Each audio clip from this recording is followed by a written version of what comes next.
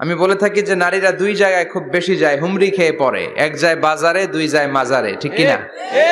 মাজারে যায় অনেক, ছেলে নাই মেয়ে নাই, ভাবে যে মাজার থেকে সন্তান পাওয়া যায়, এরকম আছে না নাই? রব্বুল আলামিন বলেন ইয়াহাবু লিমান ইয়াশাউ ইনাসান ওয়া ইয়াহাবু লিমান ইয়াশাউ যুকুর আও ইউযাওয়িজুহুম যুকরানান ওয়া ইনাসা ওয়া ইয়াজআলু মান ইয়াশাউ আকিমা ইন্নাহু আলিমুন কাদির। তিনি যাকে চান তাকে মেয়ে দেন। আগে মেয়ের কথা বললেন, আগে ছেলে বলে নাই। তার মানে মেয়ের ভিতরে বরকত বেশি না কম? বেশি। আল্লাহ যাকে চান তাকে মেয়ে দেন, আল্লাহ যাকে চান তাকে ছেলে দেন, আবার যাকে চান তাকে ছেলেও দেন মেয়েও দেন, আবার যাকে চান তারে ছেলেও দেন না মেয়েও দেন না। তিনি কে? আল্লাহ।